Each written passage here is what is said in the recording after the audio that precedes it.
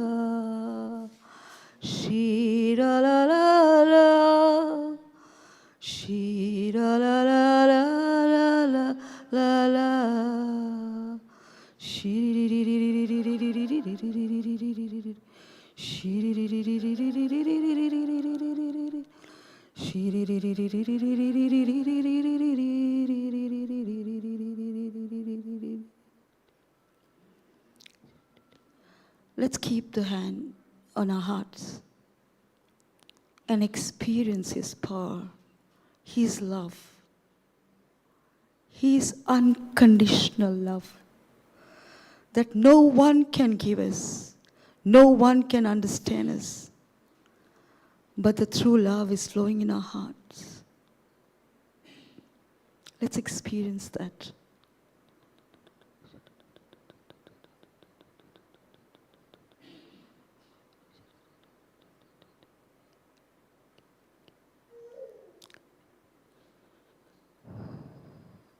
Thank you, Lord.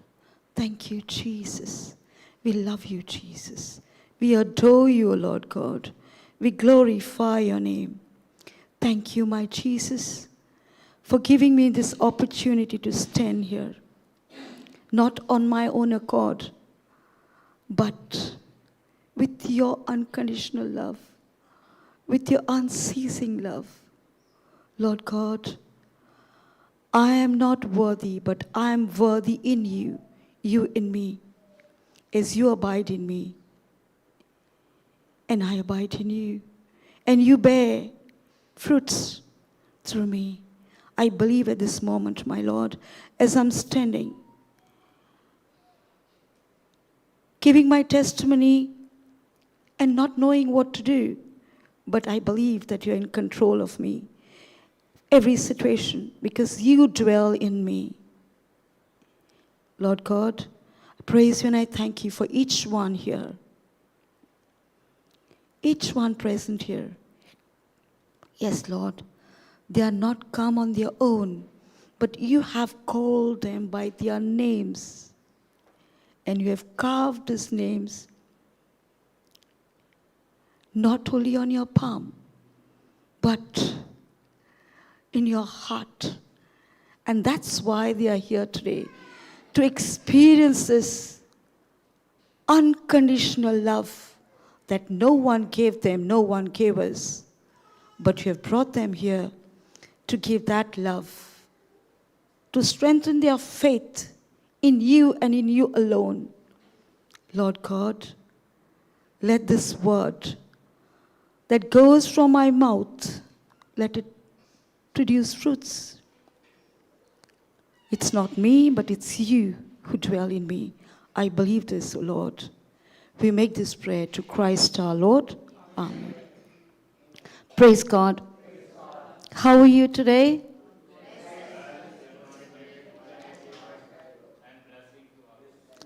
Praise God. Praise God. So, you're all blessed. And nobody just fine. Is anybody just fine? Anybody just fine? We are blessed. So, you are here because you're blessed, or you got blessed here? Praise God. Praise God. We are blessed. We are blessed, and with this blessing, we have come here not only experience more and more of His love, but to give these blessings, to be a blessing to everyone, right? To be a blessing throughout the world, I should say, right?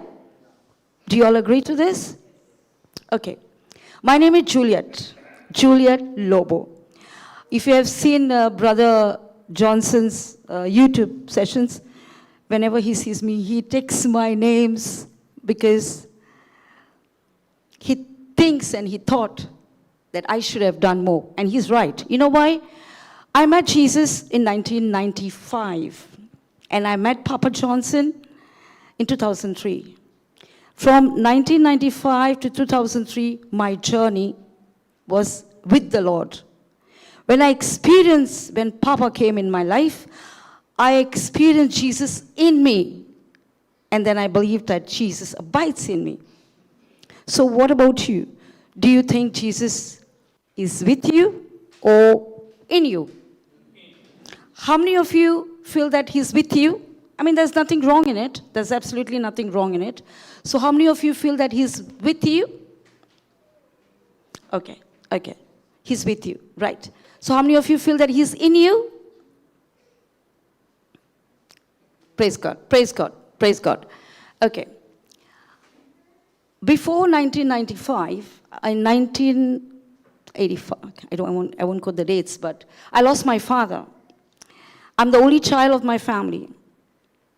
I was born after 8 years, after the intercessions of Mother Mary. But, well, that was it. They say, no, angone ani magon getle. So I was angone ani magon getle.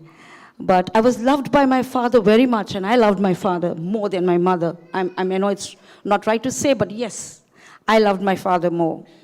And he loved me, and it was, being the only child, I am sure you can understand what I'm talking about. So when he passed away, I got lost. Because I didn't know anything of the world. My parents would not allow me to go in the world or to play with the family members or anything like that. So protective, or so possessed, I should say. But when I lost my father, I didn't know what to do. I could not smile. I was wearing black clothes. When he died, I don't know, my state was like, just can't express it. Just can't express it. And moreover, I have to say this, I was born after 8 years, but I was treated like a boy. I never wore dresses. I always wore pants, short pants and everything. Even while I went to school for some time, and then later on I had to mix about with them, so I used dresses then, but not comfortable, not even knowing to cover myself properly. But that was my state. But I thought I was a boy, and after my dad passed away, I just wanted to be, like a boy. I never left Jesus. I never left Jesus. But as I would say, maybe He was with me, maybe He was not. Whenever I needed, I would say, but then again complain, why did you take my dad away? If you were there, you knew how much I needed him. I can't do without him. Why did you take him away? These were my complaints initially. And even when I went to the church, I didn't leave him, as I said. I would go to the church sometimes. I remember one of the priests coming to my house. And because I used to work in the fire department, and then I was a telephone operator then, so we had to work on rotation shift. So this priest of ours, assistant parish priest, he said, why should you work for night shifts? I mean, those days. So I didn't know what to say, because I had to work.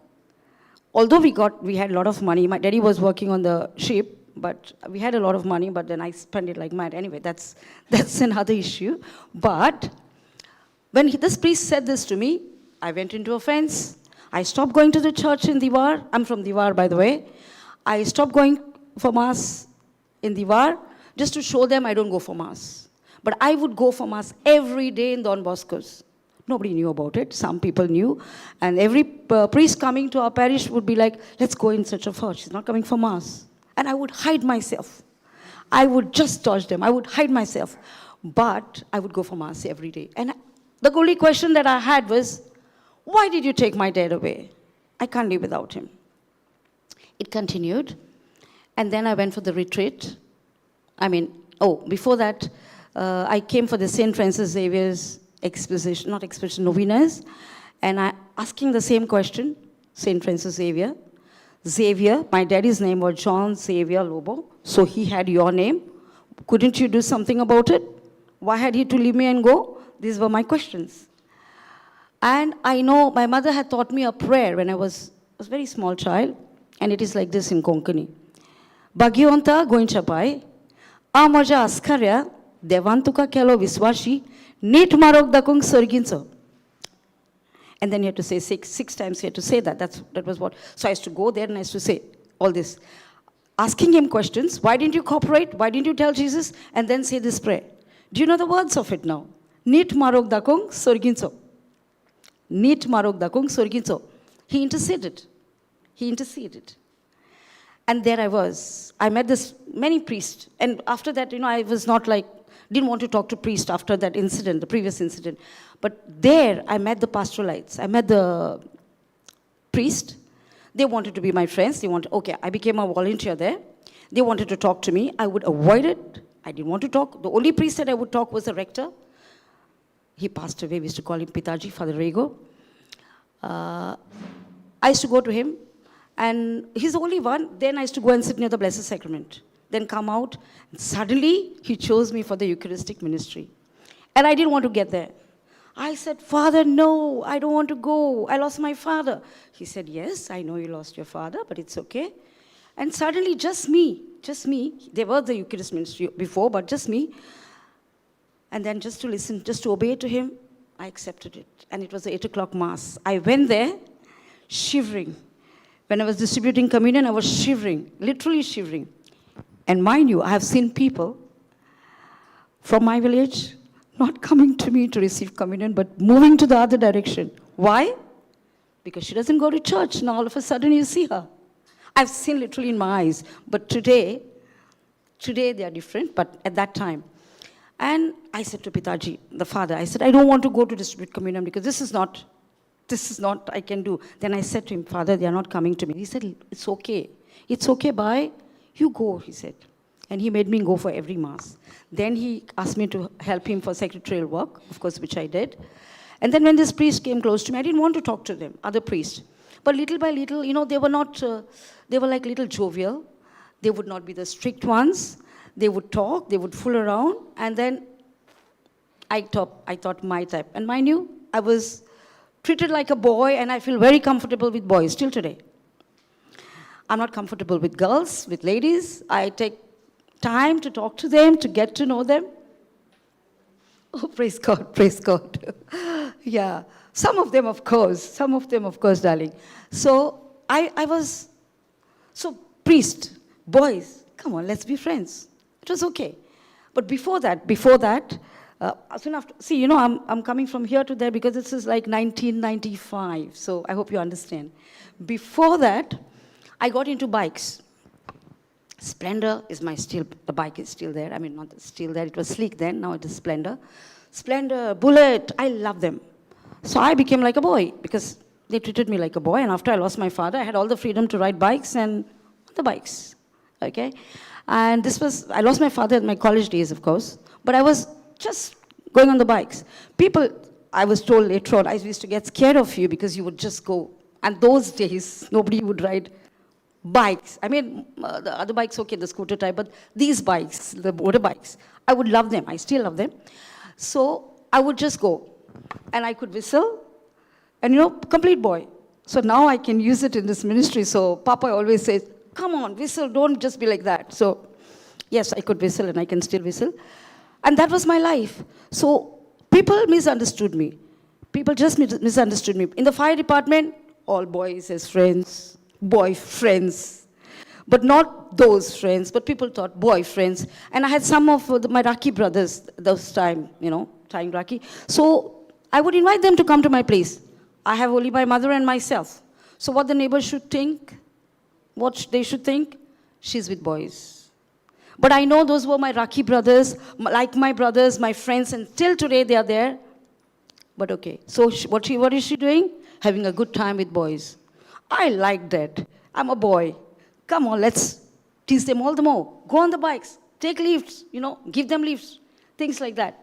Challenge situations. Every situation I challenged. Because in my heart, I had grief of my father. I didn't know how to come out with it.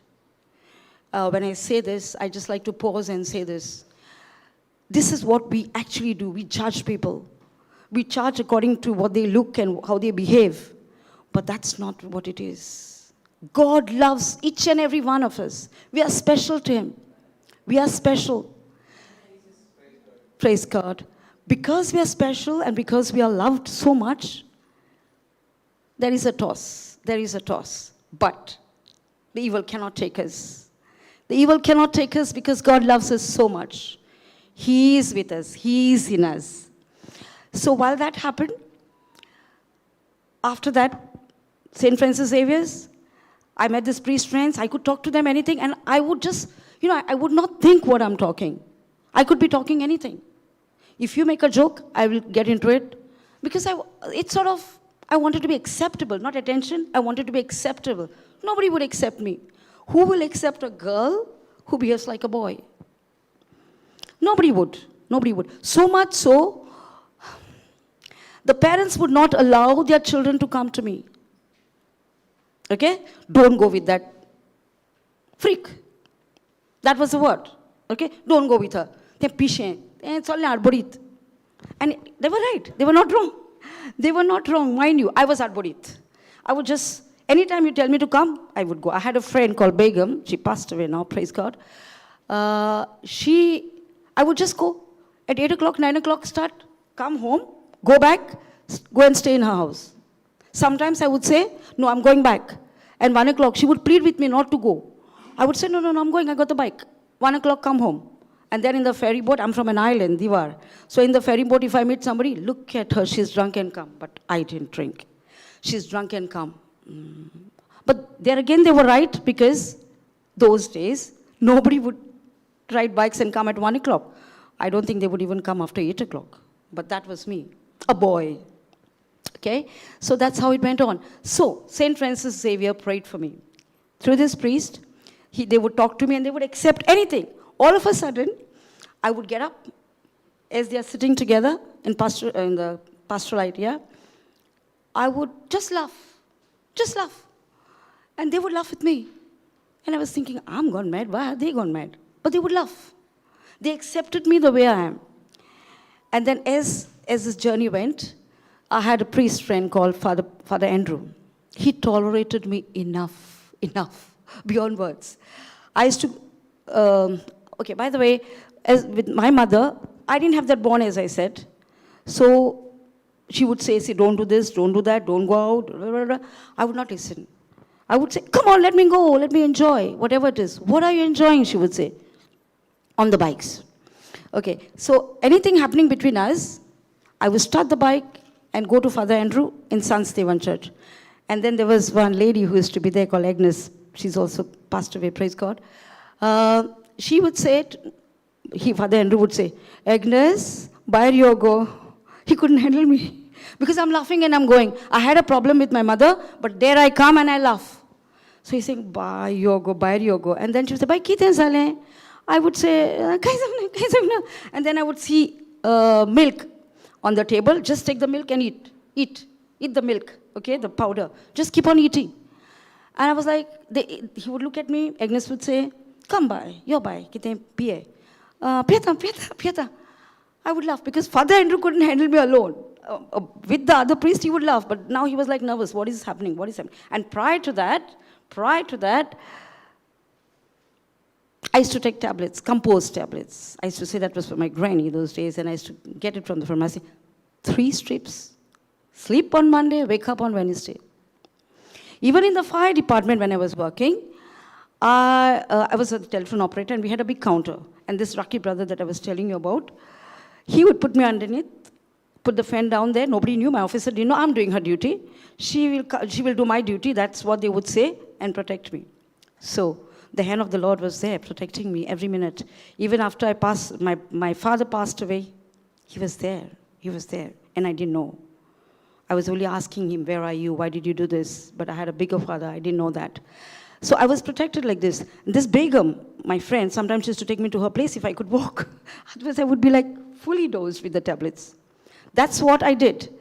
And Monday I would sleep, wake up on Wednesday. But they used to get scared whether I'd get up or not. When they used to count the strips that I had, they used to be like, oh my God, we don't know what's going to happen. But in their own ways, they used to pray. And then I would get up. Monday, Wednesday, get up. So Father Andrew used to get scared of this session of mine, that I would be taking tablets and something is wrong, now she'll start. So then Agnes would keep me that night. In the morning, I would get up and go for work. I would be okay. But after Father Andrew coming into my life, and the other priests, Father Dominic, and many of them, there were 11 of them, when they came in my life, I was like, they were praying for me. They were praying for me. So I was a bit calmed down. I stopped the tablets, and then, because they are my friends. If I do something, their name will be spoiled. So I was thinking of that, trying to take care of that, and trying to be goody-goody. But in my heart, I still had that question. Why did you take my daddy away? So after that, I said to Father Andrew, and some of my, not my friends, oh my God, now they are friends. At that time, they were catechists, and they all didn't like me. And they were going, 13 of them were going, and I was the 14, and another friend of mine. We went for the retreat in Kerala.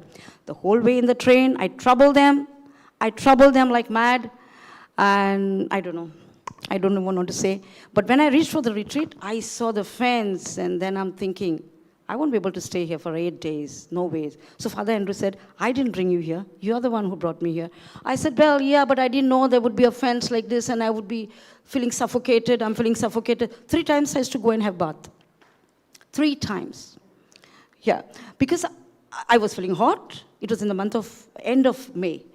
I was feeling hot, and I didn't know what I was feeling, so it was like, no, I want to go. Every time I used to go to him, and I used to say, I am going. He said, everything is closed. I'm going to jump on that and go. You know I can jump, I used to say. He used to say, yeah, you can jump. But then, let's wait. See, they're all there.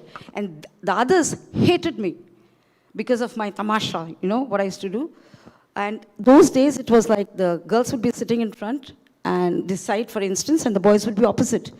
And I would look at Father Andrew, and I would do this to him. Because I couldn't sit. I was not comfortable on that sit at all. And I didn't want to listen to anything. So, on Wednesdays, they asked me to go for confession. I did my confession. Still, stone, not breaking. Nothing is happening. So they're saying, we don't know what sort of a person you are. You went for confession and you're the same. Same because, this was my expression. So then on Thursday, somebody said to me to go for counseling. So Father Andrew said, you don't have to go for counseling. Don't go. Don't go.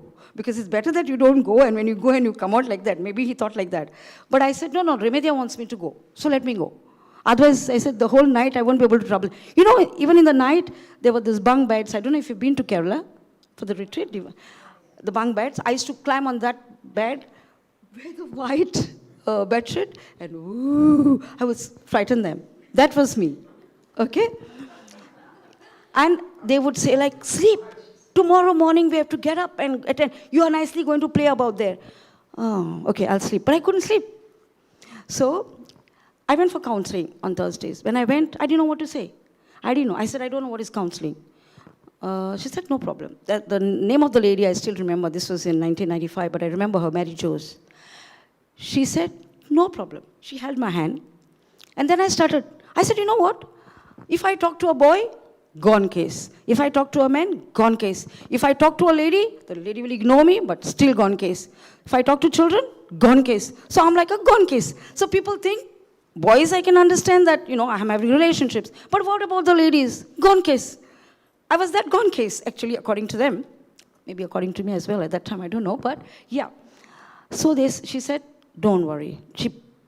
As she held her hand on me, on my hand, she held it tight and she said, this is the gift that I have given you, my child. Use it for my glory. With that, I went unconscious. I didn't know who said it. I didn't know. I actually saw a very faint face of Jesus. But I thought that's my imagination even then. But when I went unconscious, I saw so many people praying over me. Bible was on my lap, and so many people were praying over me. That was it. I came out, and after my father passed away, I had stopped crying. I would not cry. Not a tear. I would see anything, but I would never cry. That day I cried. I cried like mad. I could not stop. And I went to the door, and I'm calling Father Andrew. So Father Andrew is like, what happened now? Who said what to you? You're crying? I've never seen you cry. I don't know. I couldn't say anything. I was only crying, holding his hand, and I was crying. And I said, I don't know. I felt the light coming up on me, and something is just happening. And I was vibrating like anything. That was it. That was it. And with that, I started just praising God. I didn't know to pray. I only started praising God. Just, that was taught. Actually, I should say, it was like a mantra that was taught. And I used to practice it, but it was not a mantra, but it was a powerful word. Praise you, Jesus. For any situation, before I can get into it or before I can think anything, I would say, praise you, Jesus. Thank you, Jesus. Praise you, Jesus. Thank you, Jesus. Praise you, Jesus. And I could see so many things happening. So many things happening by saying these things. And I didn't have the gift of tongues or anything like that at that time. So it went on. My journey went on. I got into I could not turn back. From that time, I have not turned back. There was this group called Young Shepherd. I joined in that group. It was in Lar, I think we used to go for the sessions. I used to go, and there suddenly I made a mockery near the Blessed Sacrament. I did make a mockery. I said, I don't know what they are talking. They are just talking something that I don't understand. Is it really from you? The gift of tongues, okay? Is it really from you? What sort of a vague thing is this? I could not understand. But then, when I went there, I remember one of my friend, Amlish, he's into the Lord. He was praying over somebody, and somebody got a gift of tongues again. So I said, what is this? I don't understand. So I was sitting at the back, and when I was sitting at the back, I said, Lord, if it is right, give it to me. Give it to me. I really want it. I'm thirsty. I want to know what it is. Guess what? I started with praise you, Lord, thank you, Lord, sitting at the back. Praise you, Lord, thank you, Lord, thank you, Lord, thank you, Lord. My tongue turned from thank to ta. Then it went on, ta-ta-ta-ta-ta-ta. I thought I was riding bike. I'm saying like, what is this now, another bike? What? But I didn't want to stop because I was feeling really good. I was feeling that cool sensation. And I was enjoying it. I was enjoying it, with my eyes closed, of course. I was enjoying it. I just went on. I don't know how I was praying. I prayed for about 3 hours in tongues. Praise God. This was the gift of tongues that I had. And then I understood the power. So after that, every situation happening, I started going in tongues. In the office, anywhere, to cut everything short, anywhere and everywhere, I would go in tongues. I had a habit of, if anybody meets with an accident, I'm the first one to go there and then take the person to the hospital and then, get myself in trouble as well, because at that time, you couldn't, you had to report to the police and all that. But I wouldn't think that. I would just take them and go to and then, make a show. Come on, do this. Take it. If you're not taking, you had it. Take it. Threaten the doctors as well, okay, those days. Take if he dies or if she dies, you're held responsible. So they would be like, from where are you? I am, okay, I'll speak to the police, don't worry. I used to work in the fire department, so, make some show there. So, okay, that was the threat that I used to give them, and that's how I went about. So later on, whenever I saw any accidents, my heart used to beat so fast that I wanted to go and pick them up. And I used to always pray, one thing, that this cops thing should be taken away, that anybody can go and help. Today it's happening, but at that time, no. My heart would just beat so fast. I would just stand like that, and I was just going, I would say, praise the Lord, thank you, Lord, thank you, Lord, praise the Lord, thank you, Lord, da, da, da, da. Automatically go in tongues. Just wait there and see. Even if I'm going to office, I have seen people, the right people coming, right people taking them, and it was done. I was not needed. My Lord did it. It's not that I didn't have to do. If they were not doing it, I would get there, but then the Lord never allowed. Lord knew my weaknesses, because once I get there, my tongue would speak the worldly words. Geta kai gena teka, kit logot lagtolo, to morot tu guneo kari. So my threats like this, big gunda. So I didn't want to get there again. I didn't want to get there, and I just wanted to enjoy the intimacy with the Lord. Because whenever I went in tongues, I could feel that presence. I could just feel that presence of the Lord. And that's what I wanted to enjoy. It's okay. As days went by, I was going for sessions, I was going for retreats, and I was like giving my testimony. Now this testimony, I think I'm giving after, I don't know, maybe after 20 years or something, I don't remember. But yeah, God used me to give my testimonies from here to there and there to here, and that was it.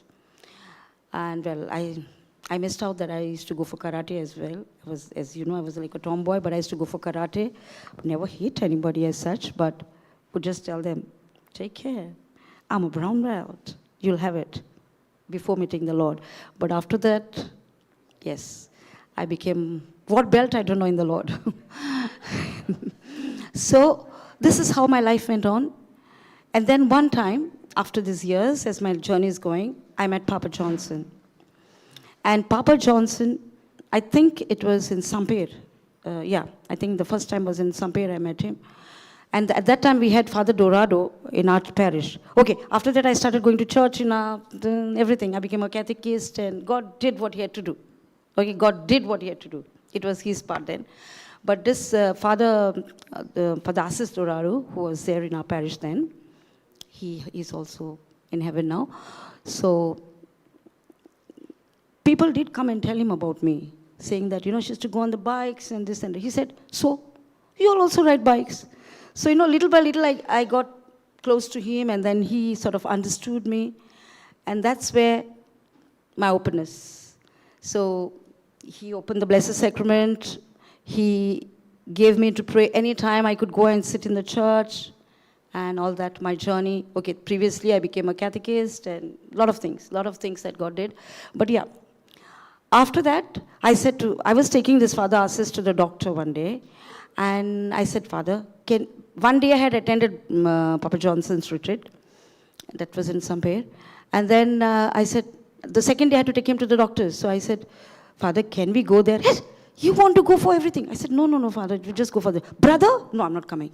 I said, you sit at the back. I'll just sit for 10 minutes. Didn't I take you now to the doctors? Like 10 minutes, we'll sit there. He said, okay. So I was sitting there, and I went in front, and he was sitting at the back. He saw the power of the Lord, power of the Holy Spirit coming upon in so many people. And that time, people would go slain, would just go flat. And he saw that, and he was quiet. Nothing happened to me, of course, but, he saw that. All of a sudden, he walks to the altar, and he speaks to him. I don't know what he speaks. He speaks to him, and then he says, you still want to wait?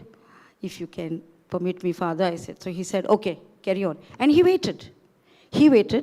I don't know what he found, but I know that Lord touched him. So then he spoke to Papa Johnson to come to Diwar and have were you there at that time, Sajata? No? To have a retreat. And he had a retreat. But that was the time that I had to go. I was not there for the retreat at that time, but I was surprised. He didn't even tell me that. I was surprised. I said, what? Father brought Papa Johnson? That time I used to call him brother, of course. Johnson to Diwar? I was like, I couldn't believe it. So I phoned to him and I said, Father, you didn't want to go there. No, now what happened? No. He's a different preacher. He preaches and he practices, and whatever he says comes to pass. Praise God. And praise God. And mind you, if any of you know Father Assis Dorad, He was a priest who would never get into. He would give me the Blessed Sacrament, he would expose, but then, hallelujah, thank you, no. All of a sudden, he started saying hallelujah for masses. Thank you, Lord, lifting his hands. We were surprised. But then later on, he helped us to grow. As a catechist, he helped us to grow. And he remembered the days before how he was with the Lord or in the Lord. And then he never, till his death, he never left Papa Johnson's teachings. Till his death. He would say he's the only preacher who preaches the truth. I mean, a lay preacher preaching the truth. Praise God, praise God, praise God, praise God. And he is, if you know Father Asis Dorado, you can ask anybody. He's not the type to believe in anything like that. He would say, Kita go, konen sanglango. If he sees snakes and all, he say, konen sanglango gasmal lomron. Then if somebody would say about this magic things and all, he say, kon sangta, arantir na lao hata. You know, that was what he was. And he was not the type to believe in anything. But when Papa Johnson came, he said, see what I told you? We can do anything in the name of Jesus. He would just, his holy hour would be like all praising and thanking God. And we Diwar people, most of us who knew him, who came close to us, can never forget him. Can never forget him because he has taught us so much. After Papa, he used to follow his teachings, Papa Johnson's teachings, every time. And he said a lot of good things about Papa Johnson. If I started, it will not get over. But that was it. And from then on, I used to follow Papa Johnson's all the time. Ponda, here, there, and all. Before he had the Kalangut thing, new creation. Before that, he used to go anywhere he was called. And we saw so many things happening. And I'm still his follower. Of course, follower of Jesus, but follower of the truth that Papa Johnson preached. Praise God. And honestly, I want to say this. Truthfully, I want to say this. I have many priest friends. I have many lay preachers, okay, who are in the Lord, of course. Not that they're not in the Lord. They are in the Lord. But never did I get a teaching like Papa Johnson, who taught us. He never kept anything to himself. He gave us. He gave us all. And there we are. Now today, if I look at Anisha, see, she's a newborn baby. What did I say? 1995, right? So, I'm a great-grandmother about to go in the grave. Still didn't get what Anisha got. Because in some ways, I'm following Papa. I'm getting there. I'm trying to do. I have my whatever that it is. But still wanting to know more and more of Papa. And I would not stand here. I would not stand. Every time he said, you know where you would be, you're always getting emotional. Last retreat, I think that was in, where was that? Where was that? Not here. The retreat was in Bangalore. Yeah, if you go online and if you see, he said, see, your tears are keeping you there. Your tears are keeping you there. He pointed out to me. And I know when he said it, because every talk that he gave, I would feel something inside, but I would go in tears.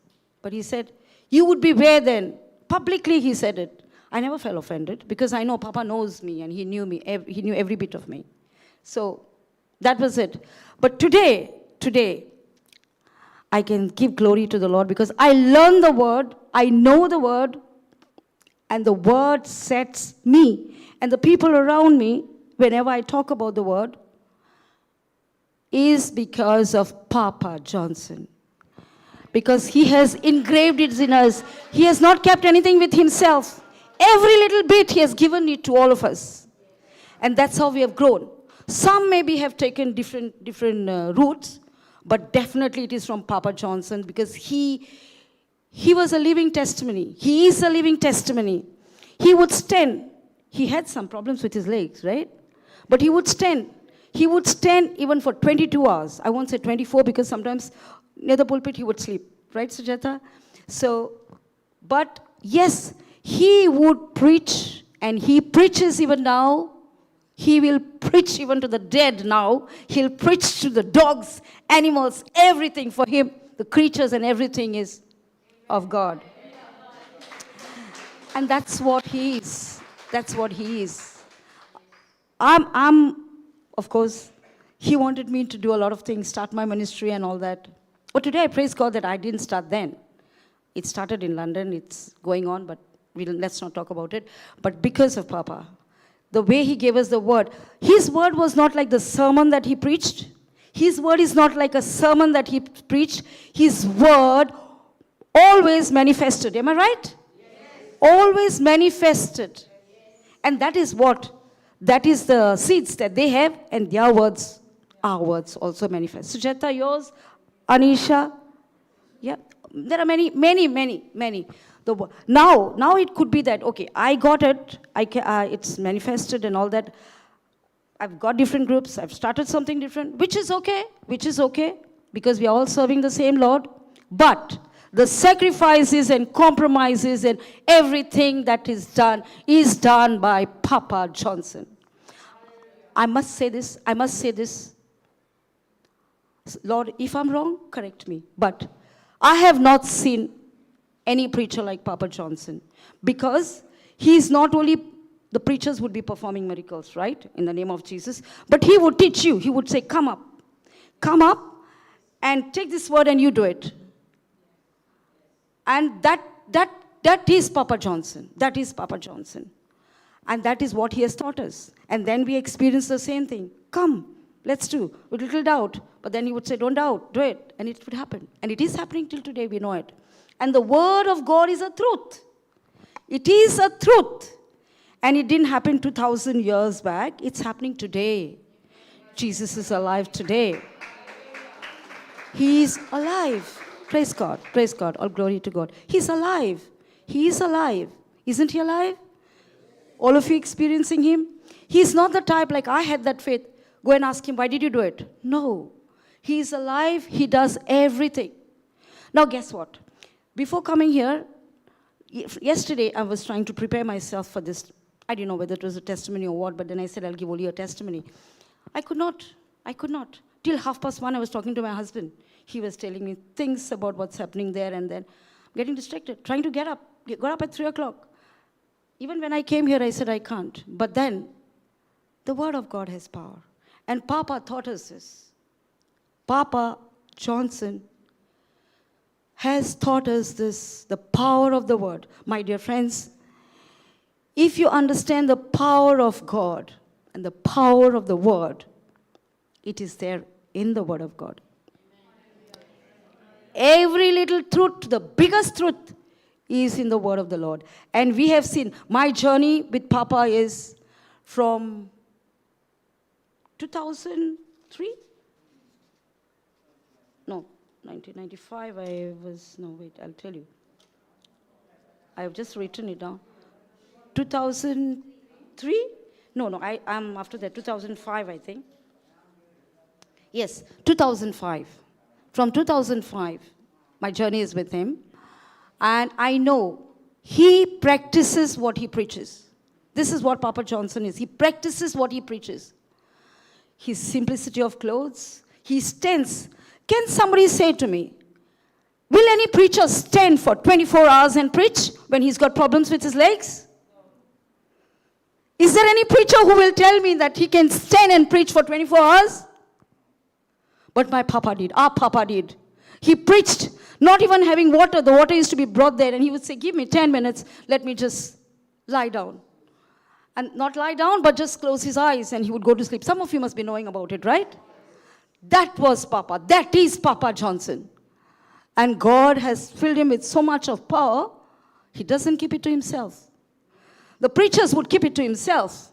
I'm not condemning any of the preachers, but he gave. He gave, and he saw that these seeds could be planted, and the seeds would come up like trees bearing much fruits. And if we are here today, it's not because we only saw the healing miracles and all those things, because he taught us how to learn the word of God and how to do it and how to get it done. Am I right? Some of you who are here. So that is what it is. Otherwise, we would be all in fears. He knew. He had the gift of knowledge. He has the gift of knowledge where he will point out to someone suddenly and say, you come in front. And sometimes you have some things in your mind and he will say, you come in front. And I'm like, how does he know? He never showed his gifts. But he wanted to give those gifts that he had. He wants to give the gifts to everyone. Everyone. And he used to be the happiest. Sujata, you are the oldest, I think, in the ministry, right?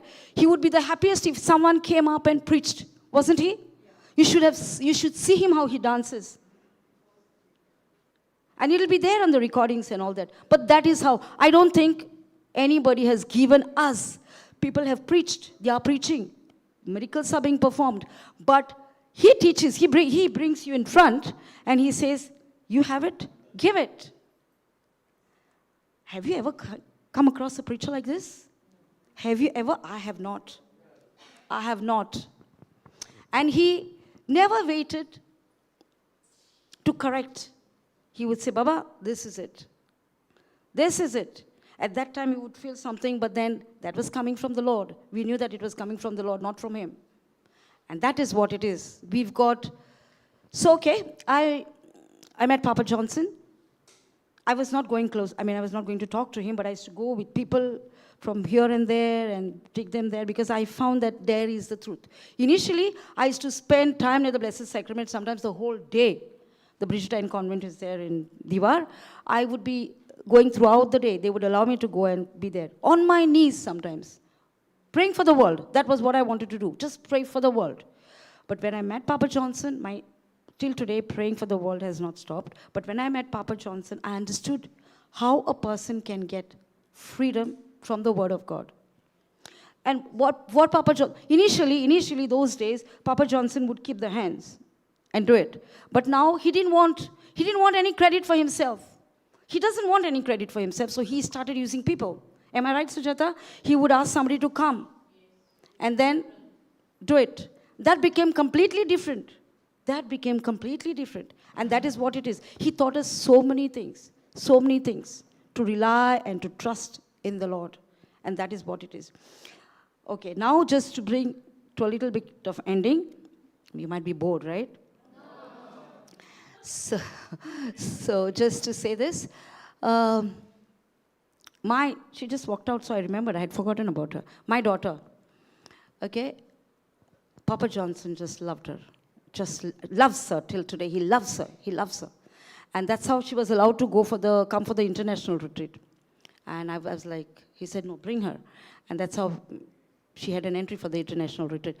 But I want to tell you about her a little bit. When she was expecting, we were just praising and thanking God. The due date was given, the first one, the due date was given on the 10th of April.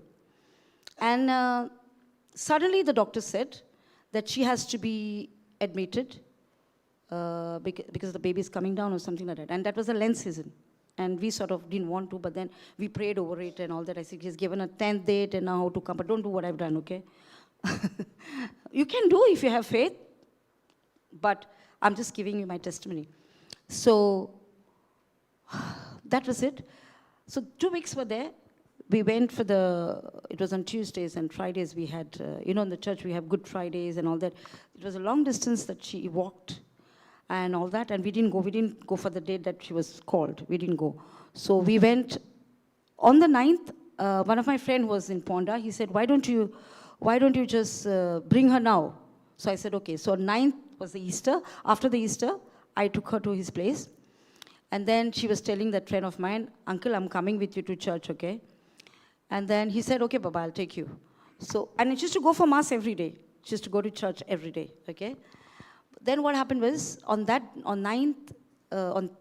night, that was, I think became 10th, 3 o'clock she said, she didn't understand what. She just thought that she wants to go to the toilet for poo or something. And then her bag burst, okay? So we were cool. I said, it's okay. Everything will be fine. And then we went to the doctors. When we went there, doctor was not there, but then somebody else came and looked after her. And she saw people around screaming and shouting, and she's not getting that pain, okay? Because we were confessing. She's having painless, normal delivery. So the Spirit of the Lord is upon her. My God himself has anointed her, and you all know that. So we used to confess that every day. So she went, and then she was praying for everybody around. She just walked off. I wish she was here. She would just pray for everyone. And then, that was it. And she couldn't understand the pain or anything like that. Suddenly she said to the nurses that she wants to make number 2. Okay, the doctors came and the doctor said, he looked at me and he smiled. And by that time we were praising and thanking, and people joined me in there, in the private thing, Dr. Kamat's. They came and suddenly he came and he took my son-in-law aside and he said, what is she doing? Tell her not to pray here. So I said, like, yeah. He came and he said to me, I said, okay, let them stop. No, then I'll only stop. They are not stopping, so everybody were joining, praising, thanking, and all. And we said the rosary as well before that. So we were all, and she said, 2 o'clock, doctor said, 5 o'clock will be the delivery. Now you don't wait here or you'll go and sleep. In the room that was allotted to us, because we were praising and thanking God. So, but I waited. I couldn't even have a sip of water. I was just waiting. She was getting worried about me. She used to say, go and give water for my mama. No, I'm sure she didn't have. But then I didn't have. But anyways, that is besides the point. Just praising and thanking. This doctor, and I was actually thinking, because he had said to me, if you don't bring her on that day, she will have to be operated, and then I don't know what. I said, I didn't say anything. I said, okay, I said, but Jesus will. He said, Jesus said, I'm a doctor. Jesus said, listen to the doctors. Yes, doctor, that's why we are here. I said, we listen to the doctors. But then what happened was, he went at 2 o'clock thinking that the delivery would be at 5 o'clock. 2 o'clock, 2:30 to be specific, we were about to say the Divine Mercy. We said all that and we were just praising and thanking God and saying that, it should be normal and all that, confessing all that we were doing. She delivered. Not with the father, not with the other Kamath doctor, but with his son. And then the normal, healthy, painless delivery. That was what happened to her. So there was no pain. She thought she had to push to make. Yeah. Not the baby out. She thought she wanted to make caca. Okay. So that's how she was just forcing herself, not knowing, not understanding, but the child came out so beautiful. Normal, painless delivery. And this is what we used to confess every day. So that is what has happened. So then the doctor was like, he knows. Okay, and he's only smiling. He's not saying anything because I don't have conversation with him. Because if I start my conversation, and I thought he would say, okay, Jesus is in you. Come on, give me Jesus. And actually I had to do it, but I didn't. Okay, anyways, that was it. So this is what the Lord has done in her life. Okay, and the baby also is growing and praising God, whatever, but yeah. Now, just to sum up everything, I just want to tell you about love of God. I don't want to drift you from faith to love, but love and faith is together, isn't it, Baba? Yeah? Is it together? Yeah. So, it is together, love and faith, okay? John 3:16 to 17, what does it say? Can someone, okay, it comes up, I think. We'll take it.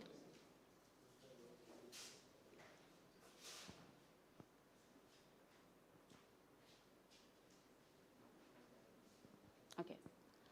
For God so loved the world that he gave his only Son, that whoever believed in him should not perish, but have everlasting life. Do we all want this everlasting life? I'm sure you want. That's why we're all here, right? Everlasting life? Okay. So, for God so loved the world, he loved us first. Did he love us first? He loved us first.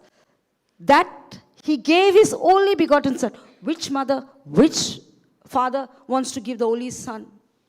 Anybody? Any of you would do it? Come on, say yes or no. But God the Father, he is giving his only begotten Son. But whoever believes in him will not perish, but have everlasting life. Now, how many of us want everlasting life? Okay. So we all want everlasting. Can we go to 16 to 17, please? For God sent not his Son into the world to condemn the world, but that the world through him might be saved. So through Jesus, we have to be saved. We had to be saved. We are saved. Do you all believe that you are saved? Yes. Okay. So that's why we are here. And this love of God actually saved me. This love of God has saved me from everything. And yes, He is making me perfect in Him. In Him, not on my own accord. On my own accord, no, but in His love and mercy, yes. Okay, can we take 1 John 4, 7 to 8?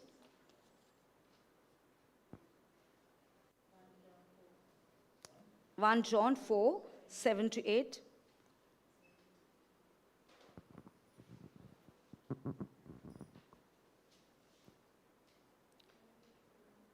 Four, 7 to 8. Okay. Beloved, let us love one another, for love is of God, and everyone that love is born of God and know Him, know God. Can we read it? Beloved, let's love one another, for love is of God, and everyone that love is born of God and know God. So now, can I ask you one thing? Can we love God? Can we love God? God is love, but can we love God? Yeah? We can love God? Okay. Can you love your neighbor? Sure? Can you die for her? Okay, to what extent will your love go? Or can go? Not will go, can go. Suppose tomorrow, if she doesn't share something she has with you and you don't have it, what will be your reaction? What will be the reaction? Respond. And how are you going to respond? Kusre hoiche, dakoi namaka book. Right? If not in words, this is very clever. Keeps on saying it all the time. Yeah? So, do you know how Jesus loved us? Do you believe that Jesus loved you? And how much? So, and what did He say? After He loving us, what did He say? After He loving us, what does He expect from us? To love everyone, right? Is it that He loves me, so I love Him, and it's like a boyfriend and girlfriend game? I love you, you love me, you can't see another girl, you can't see another boy, it's just you and me? Is that sort of a love? No. The love is, what is it?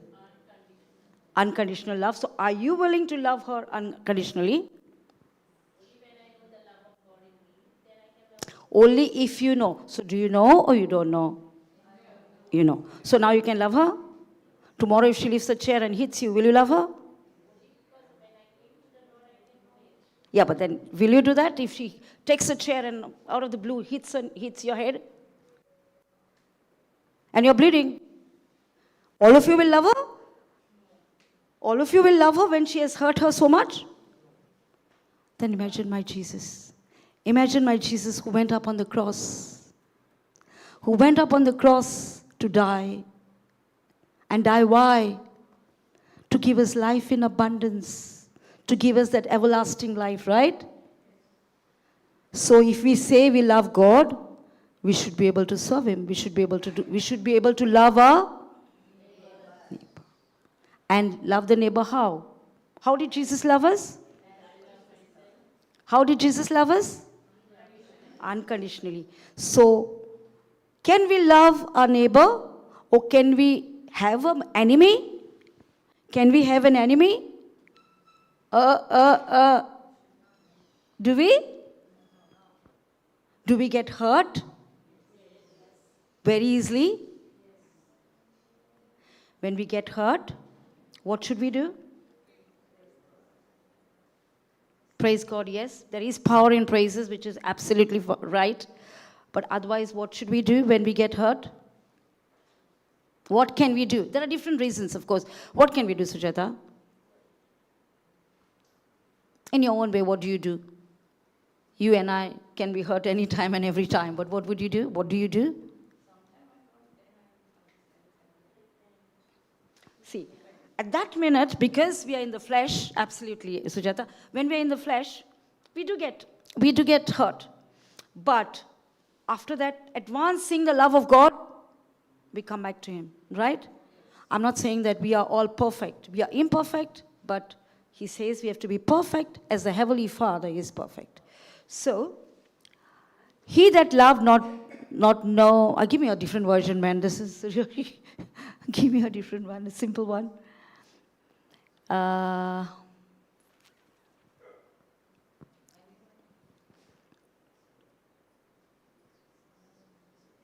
Okay. Beloved, oh, no, okay, dear friends, okay. Dear friends, let us continue to love one another, for love comes from God. Anyone who loves is a child of God and knows God. So, dear friends, now we are called friends. Okay? So let us continue. He said, doesn't say let us love. We have to love. It's a compulsion. So we say, he says, let us continue to love one another. Meaning, even if, see, like how Sujata was saying, and I say the same thing sometimes, why? And then we change and we say, so we continue. Even if we shift a bit, which we shouldn't, we should still come back to the love of God. And only with the love of God, only in the love of God can we love one another. Otherwise, it's the battle. Anyway, so, dear friends, let us continue to love one another, for love comes from? Love comes from? Anyone who loves is a child of God and knows God. So everything is in love. So whoever loves, anyone who loves is a child of God. So now how many people have got that love bubbling? We had that those days charismatic song which says bubbling in my heart, something, I don't remember. So how many of you all feel the urge, the love that's flowing? Praise God, praise God, praise God. Anybody else? Now, I want to tell you where my love starts, okay? When I see animals being tortured, I can't take it. That's where I get into it. Hey, why are you doing it? That sort of a thing. But I should not do that, I know, but that's the weakness. So, because they don't know, they don't talk. Animals don't talk. And we treat them like human beings, and we say, "Tu inga kita kilare? Why did you come here? Go, you're stinking." Who's giving him bath? That sort of a thing. But we remember in New Creation Home, we had dogs all around. My dog, yes, my Toby used to be brought there. Yeah, so that's a bit of a thing. So the love, when it is said unconditionally, is it said that love is only for human beings? Is it said anywhere? Is it said anyone who loves human beings is a child of God and knows God? Anyone who loves. So the love should be completely from the heart, coming to anything, everything, because everything is created by God, right? The trees, the plants, animals, birds, everything is created by. So should we love? So when, even plants respond to the love? Because I know whenever I had a plant, oh no, you're nice, I love you, okay? I don't know, I love you, the word comes from my mouth for no reason sometimes. So I say, oh, I love you. And I see the plant really growing differently. But I say it from my heart, of course, because sometimes if I tell you incidents about the plants, no, you're going to call me crazy, and why you're standing here, that sort of a thing. Because plants can respond to your love. Everything is created by God, so everything can respond to the love. So, okay. But anyone who does not love does not know God, for God is love. But anyone who does not love does not know God. Now, if you tell me this, I pray 24/7, I don't know, this prayer, that prayer, and all those things, and then there is no love, then how can you say that? See, here it says God is love. But anyone who does not love does not know God. For God is love. So, does not love. You love her? Sure. You love her? Pakka? You love him? I don't know your names, and I forget names easily. What's your name, Baba? Yeah? Sebastian. Do you love him? You'll die for him? You'll die for him, but? No. I know. You only thought I was asking about love. But Jesus' love is that he died. He died on the cross. Of course, he resurrected, but he died. He suffered. So you can't love him? No? Get to know him, then you love him maybe. But then Jesus never got to love people. He loved unconditionally. Prostitutes could walk to him. Anybody could walk to him, and he would just love. He would just love. Because he was full of love. He was love. He is love. So his love is still flowing in our hearts. Amen. Amen. Hallelujah. Okay. So, these conditions of loving somebody only if he's good to me, only if I get that from him, only if, but, is it like that? No. God's love, I don't want to get on that topic because if I get on the love topic, it's like, so I won't go. I'm just touching it and living it because of the love that I have experienced from God. And sometimes I go nuts and I do things which people think I'm a fool. But I'm a fool in the Lord. I don't mind. But anyone who does not love does not know God. Now if you tell me, this is blunt, okay? Now if you say to me, I know God, I love him. But anyone who does not love does not know God. If you don't love, you don't know God.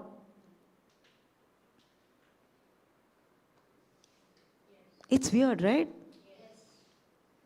If you don't love God, if you don't love one another, what is this? How can I love when they say some things and they sort of irritate me, or, the worldly words irritate me, they get me into that anger. How can I? While you're driving, while you're riding, somebody comes, Ore pisha, kita kailore. We do that, right? So, where is our love? You're into the faith. You're all into the faith, right? Yeah. You'll get into that love. Faith of mustard seed will bring you to that love of God. And that love of God is, yes, the love of God that we have experienced through. Since we had that topic of faith and love and teachings, when you said, are you ready to die someone? Yes, I am ready to die to someone if the soul comes to God, for that reason. I mean, for that extent, see, not because he is loving me or something like that, but yeah, I mean that way. I will die. Conditions. No condition. If he's coming to the Lord. Condition, darling, condition. Well, see, this is. It's good that you brought this topic because this is what happens to us. This is what happens to us. We will save that one if he's grateful to me. We will do this if. It's okay, but she says, at least she says this, I will do this if he comes to the Lord. See, if you believe in this sort of a thing, I'm not saying you're wrong, okay? You're not wrong. A good point that we can talk about. If that person is coming to the Lord, now for example, take my incidents. I'm going to the Lord and I'm saying, and when I'm in Diwar, people think I don't go for Mass at all. People think I'm freaking out on bikes. That's a word, right? Then what will you say? If you tell me something about God, laughing mad, what would you say? She's mad. I've been treated like that, so I know to say it. I know to express that, okay? Oh, she's mad, you can't talk to her. Nobody could talk to me because I would laugh. The only thing that I knew was laughing. Yeah? So, at that time, if I'm not coming, according to you, you're talking to me about God and I'm saying, oh, really? Oh, okay, keep your God with you. For example, if I say that, maybe I would say that. Okay, cuckoo. So, what would be your reaction then?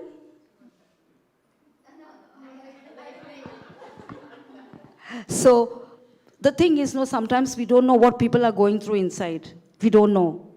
We think No, but that's not what it is. We don't know what people are going through in situations. Sometimes, see, I was laughing, but was it because I was happy? Because I don't know what. I don't know if I think about it, I don't know. I really don't know. God knows whether this was trauma or pretending to be in trauma, I don't know. But then just anybody saying anything, somebody can just laugh like that, but I was laughing. And that's how people call me, like on the bikes, and look at her, tomboy huinso, bom tapo ek gadi yogyon. You know, I heard those words. But what you're saying about love, it is a good thing that you said, but then his love had no conditions at all. Jesus' love had no conditions. He loved us unconditionally. Do you think we are okay? Now that we are in the Lord, we are getting day by day, trying to be perfect, because we have to be perfect as the Heavenly Father is perfect, right? So we are getting to be perfect. I cannot say I'm perfect. Nobody can say perfect. Papa would never say that he's perfect. But Papa knew the Word of God was making him perfect, and is making him perfect all the time. Because coming back to Papa, I have not seen him doing anything for himself. Nothing for himself. He would be the happiest when somebody comes here and preaches. I'm sure he did that to you, Anisha, right? When she came and she preached, he was getting so excited. He would sit there and whistle. Who would do it? Okay? That was the love. That is the unconditional love that Papa showed us. That is Papa. That is how Jesus. Jesus' love is unconditional. Our Papa's love is unconditional towards all of us. All of us. Which ministry doesn't take a penny for the retreats, for the food? Tell me. It could be international ministry, it could be this ministry. Because Papa's sacrifices, given up everything. Couldn't he be with his family? His family are well off. Couldn't he be there with them? But he couldn't. He couldn't stay there. He believed in the souls, to save the souls for the kingdom of God. And that's how he just came. By train, by what, I don't know. He could have come by cars and asked people to come to pick him up. And he had come to London. I was in London. He said, Baba, don't trouble. I'll get that person and come. I said, no, I'm coming to pick you up. I was not driving then. I don't drive there, by the way. But he said, no, someone will drop me then. Don't worry. He can use us, right? Come and pick me up. Come and do this. No. Papa never did that. Papa never did that. He gave himself totally to the Lord. And he is a living example to us. Like how we used to say, Saint Teresa of Calcutta, Saint Teresa, yeah, living Saint Mother Teresa. She's saint now, of course. So like that Papa was, and he taught us that. The first time when we were in the ministry, I remember, you'll be there, Sujata, at that time. He said to choose ministries. And then I never remembered cleaning the toilet. He explained to us what it meant, so I went to the toilet ministry. Don't even know what to put there and what to do, but then I said, I'll do it. Showed off that I can do. Valerie was there at that time, the same thing. So we started doing it, toilet ministry. Because I was doing it, everybody started coming. But God knew my heart that I didn't know what to do, right? So they came and they did it. But then again, I looked at that and I said, no, Lord, I want to do something, and I did it. But those were the days. That was the time I got a gift of laughter. Do you remember? I got a gift of laughter, and I was laughing like mad, and I was trying to control her, and I couldn't, and I was like, I think that's the time I emptied myself. Total surrender. I did total surrender to the Lord, and that's how I got a gift of laughter. So God has provided a person like Brother Johnson, or Papa Johnson, who's to us now, who has emptied himself completely and given us. He wouldn't think about a day or night. In the middle of the night, if you say that you have to go to the hospitals to pray, he would go. He would go. And that is what he has taught us. And today, what we are, what I am, but he would be so happy. He's so happy, I'm sure he's so happy to see me standing here and talking about the Word of God, because that was always what he wanted. And that is it. So, coming back to the love, unconditional love, and the reason I didn't get diverted, I was talking about Papa Johnson's love, unconditional love. Okay? So, is there anybody who can love like that? Would you be standing here and preaching 24/7? Would you be able to stand? But didn't Papa preach, Sujata? So what was he and what is he? A living saint. A living saint. Nothing can stop him from the love of God. The love of God will always flow from his heart. When I went for the international retreat, there was this lady called Esme. She was telling me, give this money. I said, you go and talk to him, because I remember doing it like when I was in London, he preached. People came with money to me.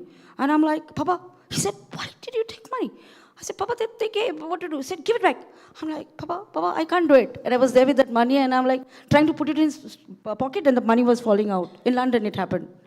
So, never for money. And Papa Johnson has experienced a deep love of God. Okay? So, we all want love, right? If we have love, if somebody says to you, hey, what do you think? I say, get up and go and do this. Oh, so we talk like that, right? But if you say, bye, Masha, what I think I was? She was so kind, she was so good. Is this what we talk about? Praise God. So all that we need is love. So I know I have drifted you all from faith to love, but it is hand in hand. Isn't it, Anisha? Is it hand in hand? Faith and love? Is it? Okay, so connected. So I have been only speaking to you about love. And not love, actually my testimony, but I got a little more towards love, and I love to talk about love. Because I love you all. I don't know your names, but I really love you. Continue what? Loving you? I will never stop loving you, Jude, no matter what you do. I know. Do you think so? Yes. Everybody? Yes. Praise God. I wish my Papa was here now. He would dance like this. Yes. Yeah, he is. No, I'm saying physically, he's with us. But then I'm saying at this moment, if you were sitting there, because he always wanted me to preach. And I used to say to him, I do it in small things, small places, whatever that God uses me, because I didn't want to do it in a crowd and be famous and all that. That's not my cup of tea. But I would love to do one-to-one on a small groups. So that's the reason I didn't touch the word of God as such. Okay, let's take, we have taken John. Okay, Matthew 12, 48 to 50. This is very interesting. Okay, Matthew 12, 48 to 50.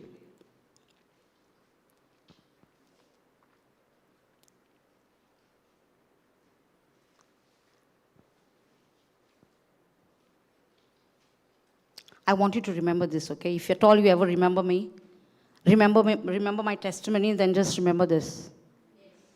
Okay? 48 to 50. Let's start from 48. Okay, let's go to 47, I think, for them to sort of understand it. Someone told him, okay, Jesus was preaching. Someone told him, standing outside, asking to speak to you. Now, okay, the mother was Mother Mary, but these brothers were his cousins. So I say to my cousin, I say my brother, okay? Just to get that right in your mind. So standing outside, asking to speak to you. So they came probably because they had something to talk to Jesus. But 48 says, but he replied to the man who came and told him about it. He replied, who is my mother and who are my brothers? Who is my mother and who are my brothers? Don't go to the continuation. I just want to say to you first, who is my brother and who is my mother and who are my brothers? Okay? Now, don't we say brother, sister? Okay? And then, when he said, who is my mother, is pointed out by people, okay? That means Mother Mary does not exist. The person who was born and given birth, she does not exist at all. Then he said, who are my brothers? That is, people don't go on that, do they? Who are my brothers? People don't talk about that. People talk about who is my mother. So Jesus said that she's not my mother. But If you take one word, you can get into different sections or different sects, but this is what it is. But he replied to the man who told him, who is my mother and who are my brothers? I don't know. Suppose if somebody came, and I'm giving the word of God here, and somebody came and said, your mother is wanting to talk to you. What would you say? I would say, tell her to wait. Okay? Tell her to wait. I have to talk here. I have to give the word of God. Just wait. And in my mind, I would go in tongues and just pray for. Okay? But he said, who's my mother? Because he knew that he was completely directed to the Lord, or to the Father, and he had to do the will of the Father. So he knew who the mother was. And he knew who are the brothers, the cousins, but then they could wait. Because here it is important. All of them were important. That was what it was. But then he replied to the man, who is my mother and who are my brothers? That does not mean who is Mother Mary. Mother Mary is the mother of Jesus and is our mother too. Given, where was she given to us? Foot of the cross, yes. So she's the mother, so nothing can change that. Okay, now who are my brothers? So in that case, when Jesus is saying, who are my brothers? I'm with these people. They are not my brothers. Who are my brothers? Is that what he meant? So when he said, who are my brothers? What did he mean? He wanted to tell them, it's not that he cut off the relationship. He wanted to tell them, then the next word comes. And stretching out his hand towards his disciples, he said, here are my mother. Now, here are my mother and my brothers. So what were the disciples doing? Left everything and following him, right? And mother was not following, mother also was following. But he wanted to show to them, he wanted to, as he was preaching, he wanted to say to them that this is my family. This is my family, right? So today you think, okay, I'll ask this question later on. Okay, can we go a little further? For whoever does the will of my Father in heaven is my brother and sister and mother. So, are we all brothers and sisters? Yes. How many of us? 100%? 100%? So that is what it is. Whoever does the will of my Father in heaven is my brother and sister and mother. Okay, now you said brother and sister.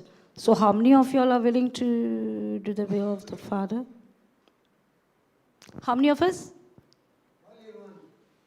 Not even one? Not even one? Okay, how many of us are willing to do the will of the Father? What's your name? Sobina answers for all. Problem is solved. Okay, so how many of us are willing to do the will of the Father? Right, Sabina. Who else? Sujata, you're already doing it anyways, but what's your name, darling? Ani? Alishka. Okay, Alishka. Are you coming for the first time for the retreat? You are in the word, right? Okay, Alishka. You lifted your hand as well? What's your name? Piedad. Piedad, Alishka, Sabina, and all this. The boys didn't. The boys are not? No? The men and boys are not? Don't worry. You're not going to become a priest to do that. We are supposed to do everywhere we go. I'm sure you're doing it. You got scared of him. So no men? Women can live without you. Remember that. Okay. No men? No? You're not willing to do the will of the Father in heaven? Good. Good, Baba. Good. What's your name? Julio? Julio, good. Well done. Well done, Julio. You're willing to do the will of the Father. For whoever does the will of my Father in heaven is my brother and sister. So the rest, the boys are not our brothers, okay? Only sisters. Not our brothers. Is that okay for you? It'll be okay, because if not brothers, something else. So, okay. Anyways, so whoever does the will of my Father in heaven is my brother and sister. So we have a family. We belong to a family, right? We all want a family. Tell me about the time, okay? I hope I'm not taking more. Okay. Okay. Okay. Okay, so what I'm saying is, we all belong to a family. There's something else that I want to say to you about JCLIM. It's a family. JCILM. Okay. So it's a family. We are a family. So how many of you all want to belong to this family? You belong already. If you belong already, then whoever does the will of my Father in heaven, what is happening? Huh? The boys don't want to do it, Xavier. So sorry. The boys are saying, Manka padri zaung naka. So, whoever does the will of my Father in heaven is my brother and sister. So if you say you all belong to JCILM, then you have to do the will of the Father in heaven. That is the only condition we have, right, Xavier? Love. Love is the weapon, and love can do everything and anything. So how many of you, from your heart, belong to JCILM?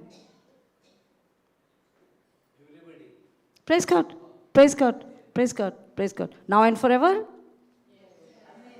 Praise God, praise God. Praise God. That's what we want.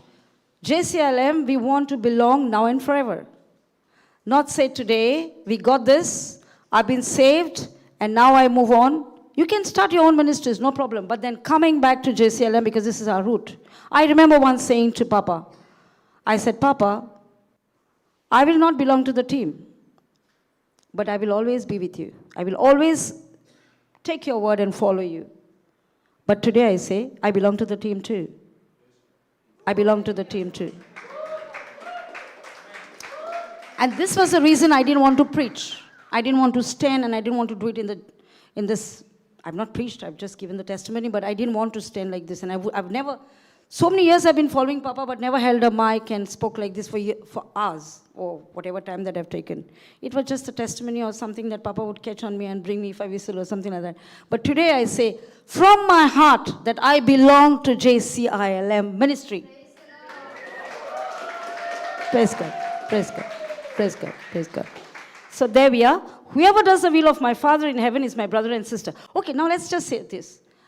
There are times we go down, we think something, everything doesn't work the way we want, and we drift away from the Lord. If we are in the Lord, that will not happen, but if we drift away from the Lord, this will happen. But when that happens, remember you have a family. We need a family, right? The devil is just attacking the families, because he cannot bear to see people coming together. And we are a family. Our family has spread throughout the world. JCILM family has spread throughout the world. We have what should I say, plants, trees. Wherever they are doing it. They're giving the word of God. So, if ever you think that you're getting drifted away from the Lord, you have a family, come back. For example, if you are in a family, and if there's some problem, will you not go back to your mother and father? To your brothers and sisters? Don't you think that they are the one you can confide things and resolve things? Or are you going to take decisions with your husband and wife and with the children, because you have another family, and then be there and not go to the elderly people, not go to the roots? Is it like that? Is it like that? No. We go back to our families, right? So you have a family where you have to come back and you have to be, then only we can get support from one another. The word of God, every time we confess the word of God, we get strength from within. But the main thing, the word of God is love. Love. Love unconditionally. Not because what I will get or what I'm going to get from that person, or if he helps me, maybe I'll be good to them. No. Love unconditionally. Because he has loved us unconditionally. Yeah? Anything else you want to ask me or talk to me about?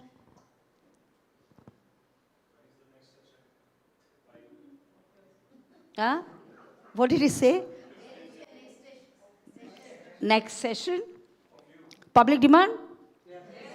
Really? Praise God. Okay, when do you want it? And what session do you want me to give? That's my favorite thing. I fall in love easily, actually. Really, I fall in love easily with animals, plants. I talk to them, and with human beings, yes. Yeah, really, and my love has no boundaries and no limitations and the crazy one. Anyways, but that's my love. Okay, we'll have a session. We'll have a session on love. If the team, I'm the team. Yes, I'm the team. I'm the team from 1995. 1995. Yes. Okay. So there's lots to say, but I think somebody should take over now. No. Okay. Okay. Then I was saying to you about Matthew 12:48 to 50 for whoever does the. So you belong to the family, right? All of you belong to the family where you can come back. See, anytime if something happens inside you, something is not going right, or you feel that I'm not good, or I'm not doing the right things, come to us and speak to us, and then be one in the family, because this is a family that loves beyond words. And I'm sure some of you who are here will know it. Xavier, for how many years are you in the ministry? He doesn't even remember the years. Must be 30 years or 34 years. Yeah. I think I'm 30 years, something like that. So, Sujata also. So, and another thing we have to know about the family. This family will always help one another. But there are families that they will say, Maka tujhe padhang na, the worldly ones. But in this family, you're always accepted. You're always loved. Loved. And that's the truth. How many of you all experience that? That you all are loved?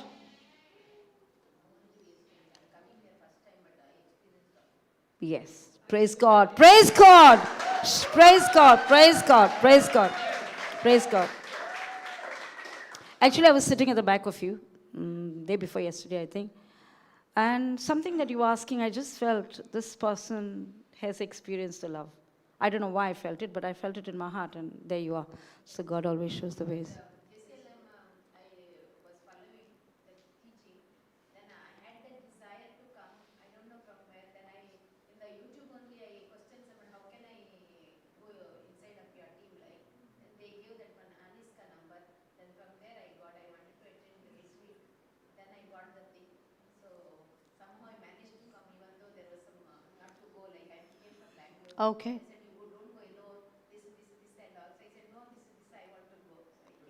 Praise God. You come from Bangalore, huh? Praise God. Praise God. Praise God. Praise God. That's nice. Well, I was going to say something about when you said that you're coming from Bangalore and you didn't know about Bangalore. You didn't know about this ministry before? No, I knew only in the YouTube. Okay. Okay. I was following Anisha, Jude, Brother Johnson. Mm-hmm. I was following that. I was making notes. I was Okay. studying it. Oh, praise God. Then I had the desire for the word of God from long. Then I got this, so I didn't want to miss it. Praise God. Praise God. Coming to Goa first time. So that's Praise God. Praise God. Praise God. Praise God. Praise God. That is what it is. For the international retreat, I know of one lady called Esme. I was just talking about her. She didn't know anybody or anything. She just saw Papa's teachings. And that's how she came. And she was all lost. The one I was saying that who wanted to give something for the ministry and he didn't accept Papa Johnson. In fact, you know what Papa did? He didn't accept the money. He sent that girl from that lady from the, where is she? In Sydney she is. Huh? No, not Natasha. One lady came with us. She's originally Mangalorean. She came with us. I forgot her name. How can, huh? No. No, not Jocelyn. Sunday. No, one lady was there. She wanted to do some shopping. Yasmi wanted to do some shopping. So I went with her. And then Papa sent her also with the card. And then she did shopping, thinking that I will spend, and I was supposed to spend. And as I'm talking to her, she didn't have the Indian money. Yasmi didn't have the Indian money. So, but this lady went and paid the money. I said, why did you pay? I've been with her, like, wanting to do it. So she said, no, Papa has said to pay. I'm like, really? And this woman wanted to give money for Papa, and then So after I said, Papa, she wanted to give money and all that, but he wouldn't take. He wouldn't take it. But in fact, she has bought lots of clothes and she went. And she said to me initially that she didn't know Papa, but she just happened to see because she had some problems. So she happened to see that. And that's how she came for the retreat and she enjoyed the retreat. Esme is really, from South Africa she was. Yeah. Huh? No. Esme. Where today? The Mangalore retreat, international one. I think she's Esme then. Yeah, well, but were you there for the retreat? You saw. Okay, yeah. Okay, praise God. So, Papa would spend his money. And anytime, I think Esme will vouch for that. And then I wanted to give this money, replace it. But Papa would not take it. I don't know. He would say, it's okay, you give, I give, it's the same. So I'm like, so where do we give then? So that was how the ministry was. So this ministry is actually completely different. I'm not trying to just praise for the sake of, I'm not that type.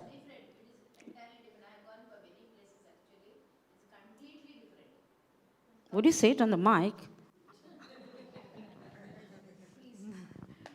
Now, I've gone for many retreats. This retreat, JCILM, which we are experiencing, is completely different. It's mainly of the Word of God, and it touches us, and it teaches us many things about Word of God, love, faith, and we can go to the root of Jesus' love, and we can love as He loves.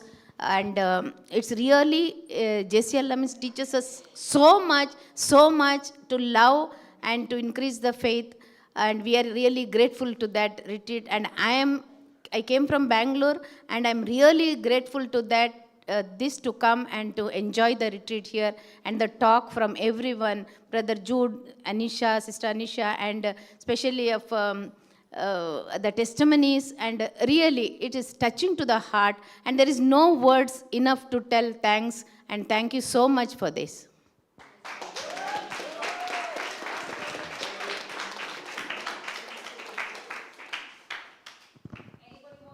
Say something? Anybody wants to say something? Anybody? Anybody wants to say something? Okay. Can you pass the... Okay, I'll give this.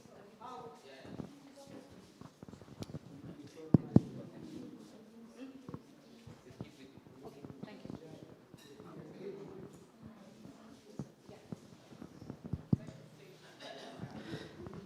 I'm also coming first time to this retreat.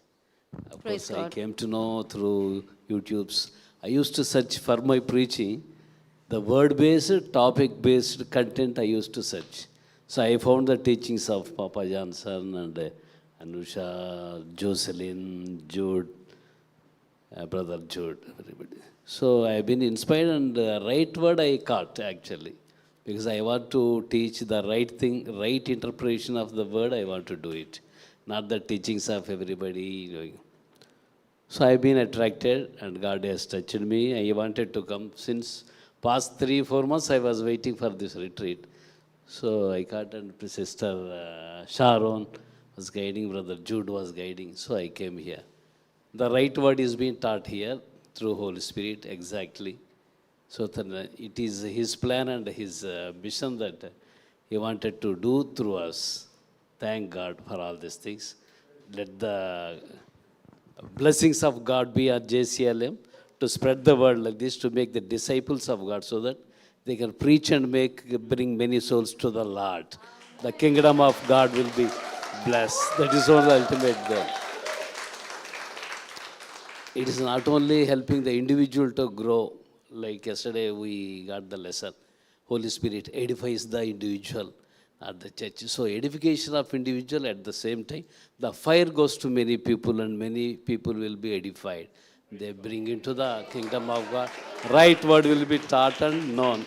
Is a blessing of the God. It is up to His plan. Is going on. Still it goes. I pray God that it should continue and I should be part of that. Praise God. You are part of the ministry. Thank you very much. You are. You are. We are a family. We are a family. We are a family. Do you all agree to that? So that's where we said, whoever does the will of my Father in heaven is my brother and sister and mother. So we have a family. So even if you have not done the will of God, the Holy Spirit will teach every word when you take, He will teach us, and then we will do the will of the Father. If we have not done yet, it will happen. And Papa always enjoyed when somebody else preaches. He would go, initially he would not sit, he would just stand and preach. But then he gave platforms to others. People have come from zero to heroes, zero to heroines.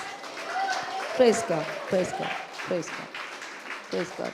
So we belong to the family. One thing, as I was just talking about, we move, husband and wife gets married with the children, they move and they go. Sometimes they're lost, they don't come back to their parents, right? But that is not a family. We have to be with the family. We have to come back to our parents because they are the one who has given us birth, right? Parents have given us birth. So Papa Johnson has given us birth. Has he? Praise God, praise God. So we have to belong to this ministry. We have to belong. You can have your own ministries, but JCILM was your root and is your root. And we have to know from where we have come. I know from where I have come. I was there in the Word, not in the Word. I was in with God from 1995. No, yeah, 1995, yeah. But then when I met Papa Johnson, my thing was different. I knew what I was doing, and I could see manifestation. I'm an intercessor. I used to go near the Blessed Sacrament, pray for us, and people would come and say that their prayers are answered and unbelievable things.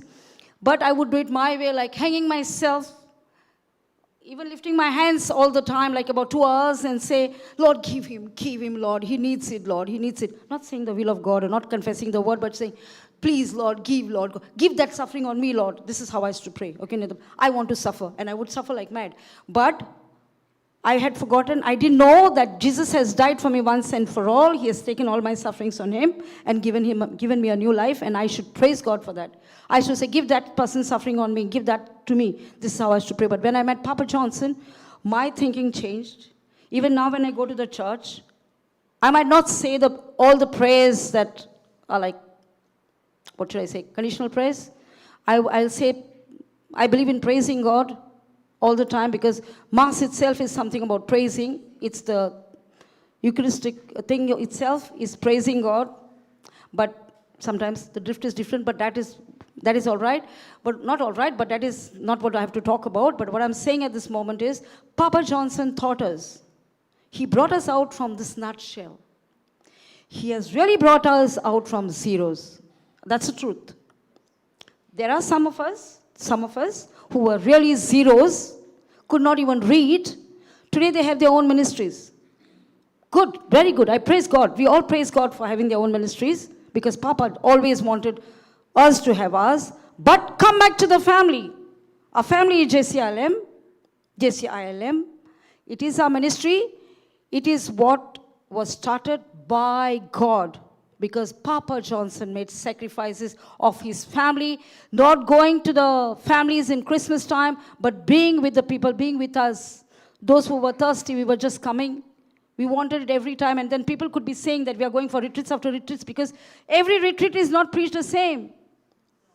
It's always different. The Holy Spirit takes over and speaks something different. So for instance, now I came, and I thought I'll just talk about that and I go. So they are giving me signs to continue. But this is what it is. The Holy Spirit does this. Everybody will agree. We think we are preparing on this, but the outcome is different, isn't it? Yes. We speak something different because the Holy Spirit is there. So having your own ministry is okay, but coming back home, Papa Johnson always said this. Christmas time, coming back. So, sorry? Son is not at home. Son is not at home. Son is not at home. Son goes preaching, but then coming back to the family is important. Coming back to the family is important. So why I'm saying this and I'm specifying this is, When you go, first time, especially to those who are coming for the first time for the retreat, this is the beginning. You could be going out, and when people question you, you might be getting lost. It's not that we know the answer. The Lord knows the answer. The Lord will give the answers. Just before I could give this, my testimony, I heard Brother Jude, the other Jude, preaching. And then it touched me about wavering faith and all that little bit that I heard. And I said, okay, you're telling me something, Lord. So the Holy Spirit speaks to us. He speaks to us. And He speaks in such a way that it cuts the heart through and through. Right? So if you're coming for the first time today, don't be under the impression that you got it all. No. See, I've been saying 34 years. I'm still growing in the Lord. First I was with the Lord. I know that now I'm in the Lord. For different reasons, I know that I'm in the Lord. So never feel that you're left out. Don't feel that you don't have a family. You have a family. You have a JCILM family. You need to come back. Tomorrow God is going to use you. God is going to use you in a way that you'll stand and there'll be miracles. You'll stand, lots of things. The word will be given and they will get the word and then they will grow. Because of the word that you have given, because we have a ministry like that the word was given and they have grown. But that doesn't mean that you take this ministry and you put it aside, you go with them. No. Come back to the family. The birthplace was here. The birthplace was in JCILM. Right? So you have to belong there. That is your birthplace. And when you come there, the truth is preached here. Nothing about Papa Johnson. He doesn't preach about himself. He only preaches about we speak about Papa Johnson and we love him to bits because he has given his life. And as for me, I have seen the one and only preacher. I have heard international preachers. The one and only preacher who practices everything. Without practicing, he doesn't do it. Am I right, Sujata? Without practicing, he will not do. He practices everything that he's doing. So you belong to the right ministry. So this is your home. Do you think so? Yes. 12:50. For whoever does the will of my Father in heaven is my brother and sister. Little bit. You can start with baby steps. You know, whenever I used to sit there and I used to listen to the word of God, I used to feel ashamed because the way our baby Anisha preaches, I'm like, you are a baby, man. And what are you preaching? And that used to go through and through in my heart. Really. And so it's not about how much you are in the Lord. I'm saying, I'm ashamed, but I'm saying I'm not ashamed. 34 years in the Lord. But the babies are doing bigger things. And that's how my papa is to, okay, my papa is to be happy. Papa is happy. Praise God, praise God. Papa is to be happy when someone takes the platform and preaches. But I am feeling a different joy.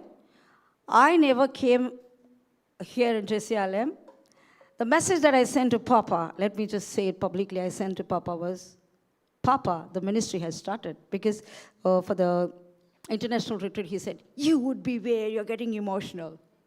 And I was like, yeah. But then I wanted to start. So the ministry started. The name of my ministry is Green Pastures. I didn't get on YouTube yet, but Green Pastures, Psalm 23. But I had never stood here. And I said, I will always follow you, Papa. That is what it is. And I will always, because he has practiced all that he preached. Practiced every bit of what he preached. Am I right? Yes.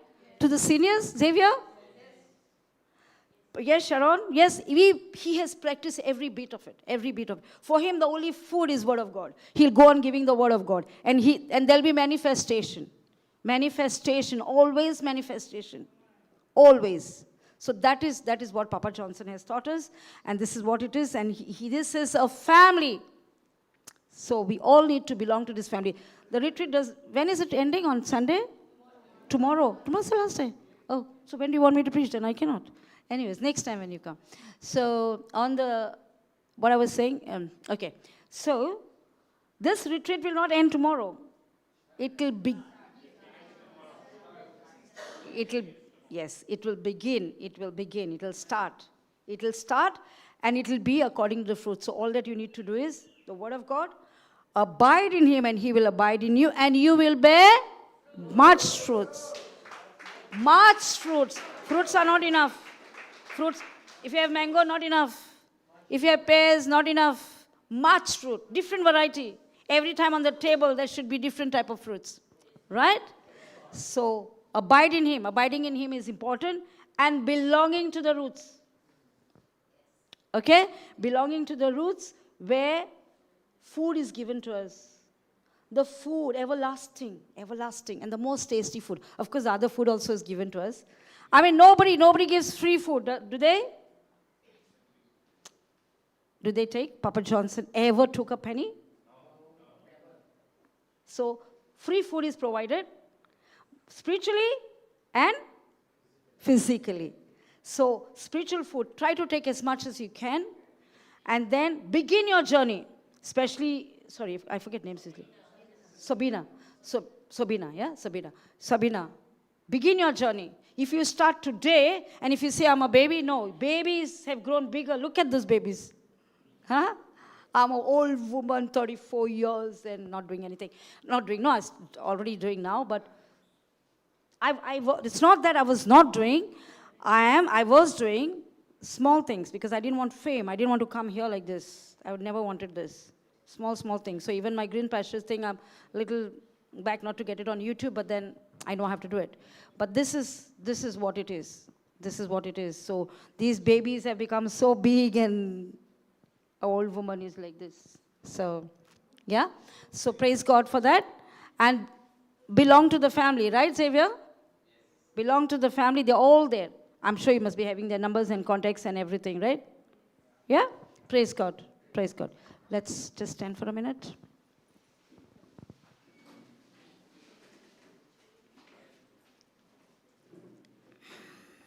Lord, we praise and we thank you. I praise and I thank you, Lord. When I was sitting back on that chair, I thought I'm not even prepared. And I wasn't prepared. But you prepared. You did what you had to do, Lord. And you always do it. Lord, thank you and praise you for these most beautiful moments. I thought I would shiver with this mic in front of them, but you took over, Lord. You took over.